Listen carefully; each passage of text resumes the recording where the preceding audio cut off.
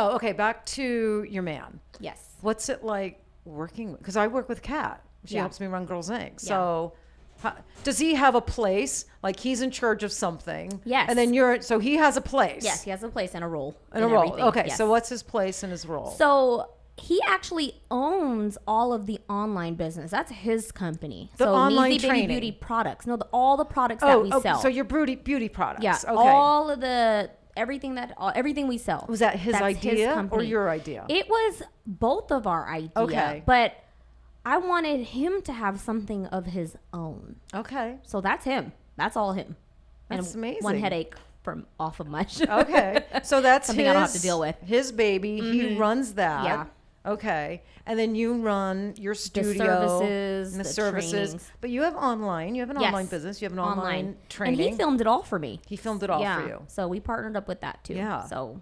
So I launched my online training last July. It was a bitch, girl. I almost died. I almost killed myself. I can't even tell you how stressful. Was it so stressful on you? Stressful. Like filming it? Yeah. And we spent almost 8 hours of and it was 2 days. So probably 16 hours altogether. Yeah. Because it's so tedious. Yeah. You want to get every detail and you kind of can't mess up doing the tattooing on a while it's training, you know. In my mind, because I get anxiety, so I get these thoughts. And my mind was like, oh my God, the client's gonna bleed. She's gonna something's gonna happen. You're like, right. And in one of my courses, I did get skin that was really oily, bled, and I left it in. Yeah. And then I ended up booking a skin that was better. But I thought that might be a really good example because that's real life. It's real life. You're gonna run through that scenario.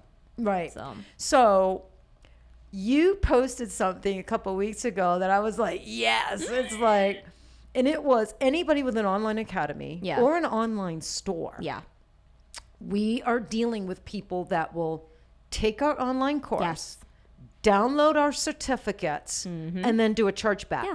And they get their money back. Yeah, they win every single time. And they win. And doesn't that just piss you off to high heaven? Gosh. Nothing makes me more angry. It makes me so But mad.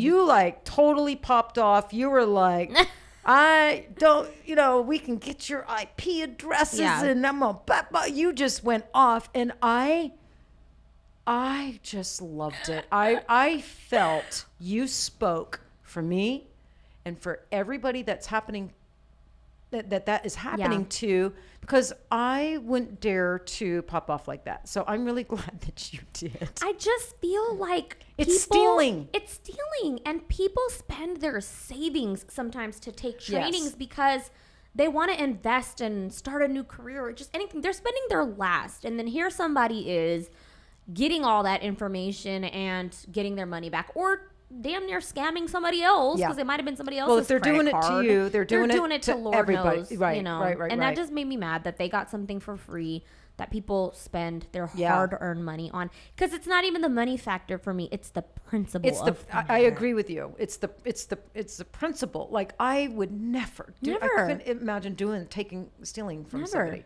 But I wonder if they even look at it as stealing. It's so unethical. Yeah. Right? Like what kind of person does that? I don't know. And they do it like we have, Girls Inc., the online store. Yeah. They do it with products. They do it with products too.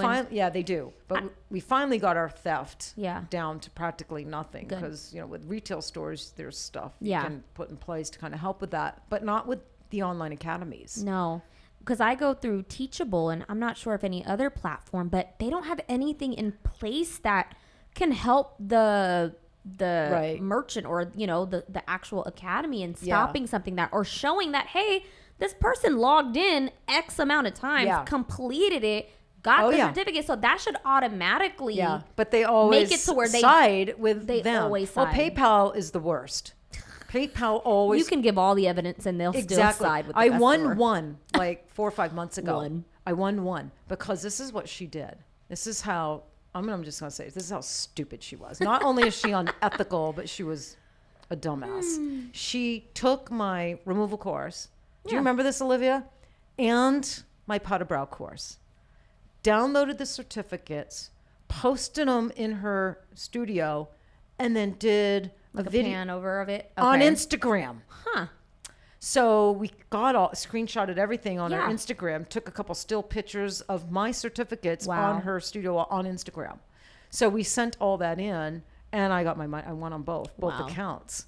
But so many people do end up getting away with it. Yeah. But I think what we should do, and I've talked to a couple of my other friends that have online academies and online stores. Yeah. And I think what all of us girls and guys that all have the online academy stores, I think we need to have a little society where I've thought about that. Share the names. Yeah, so that it won't happen to one another. Yeah, they won't do it to somebody else. Like if we were all on a group or all belonged to like a Facebook group or a message or something like that, and that girl did that to her, and you got her name and credentials and all that stuff, you can post that. Yeah.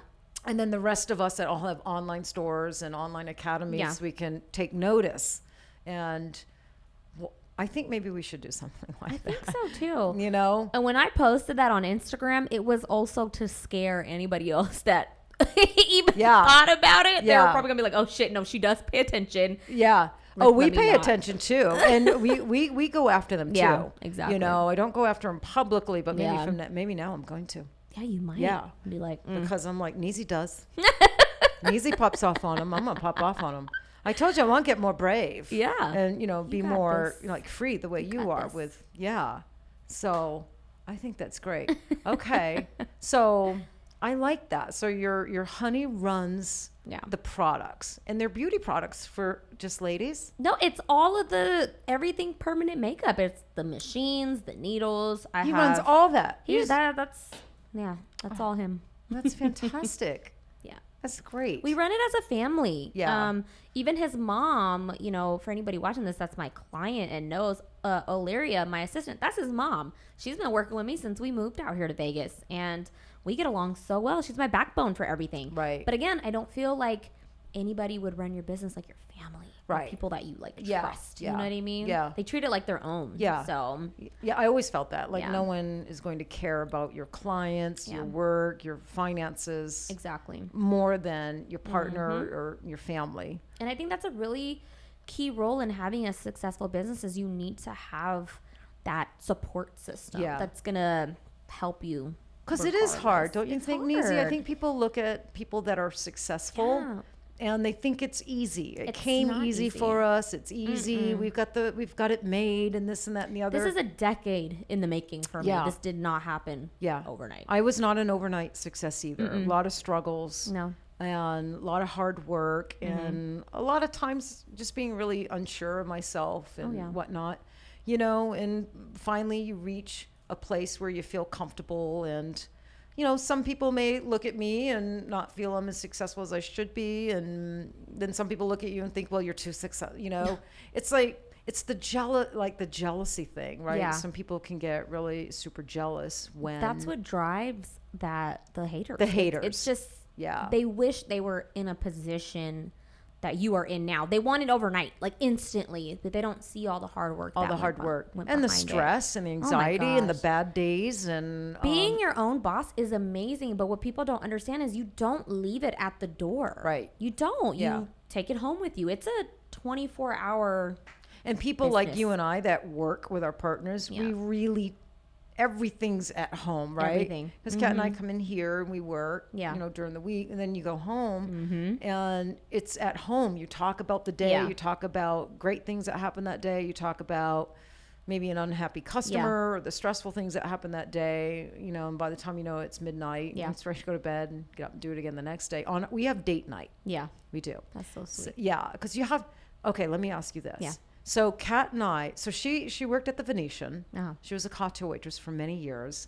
And when I decided to start distributing LI Pigments, right? I thought I can't do it by myself. Yeah. I just can't. I can't be an artist and a trainer. All of it. All of it. I can't. Something's going to give. Something's going to not get tended to. So I said, you have to do it with me or I can't do it. So she decided to do it with me. And so we have really humble beginnings together. And, but we went through a period where we felt like we were no longer, how do I put it, lovers. Yeah. No longer romantic partners. We were like. Did you guys have the 7-year itch? You ever read about that? Yeah. And it wasn't an itch for other people. Yeah. I think it was an itch. Her and I, blinders for each other. Yeah. The day we met. Yeah. The day we knew we were into each other, that's it. Yeah. There's never been No, looking at anybody else. No, not at nothing. Neezie, Nothing. swear to God. And I know she'd tell you the same thing. Yeah. We're so in love and so into each other. We really are. That's so beautiful. Aren't we, Olivia? That's so beautiful. We really are. And she's my best friend, and I love her so much. And I know I'm her best friend. She loves me. But maybe the itch to get back to being romantic. Yeah. Because I think we went through a period where no, we weren't going on dates anymore. We weren't like making out anymore. Yeah. We were like business partners. Yeah, and that can happen. It definitely happened to us. Yeah. But we both recognized it, and we sat, we talked about it. Like we've got to fix this, or this could end up really like permanently hurting us. Yeah. And so we do date night. Oh, so it's beautiful. a night. Yeah, we do. And, we go out and we don't talk about work. Sometimes, though, I fuck up and I'll still bring it up a little bit. It's really hard for me. You're like, this happened. Yeah, it's so hard for me not to talk about PMU and business. It's because so it's someone that also knows everything, all the details. So it's hard not to share. It takes or discipline. Want to talk about it. It does. It takes discipline. I don't know. But... And then sometimes she has to remind me. She'll get a little like, peevy. Yeah, and have to remind me. And then sometimes she forgets too. And then we end up talking about business on our date night. Yeah. But now I think we found a good balance where we're romantic. We're definitely partners in that sense. And then we run a company together.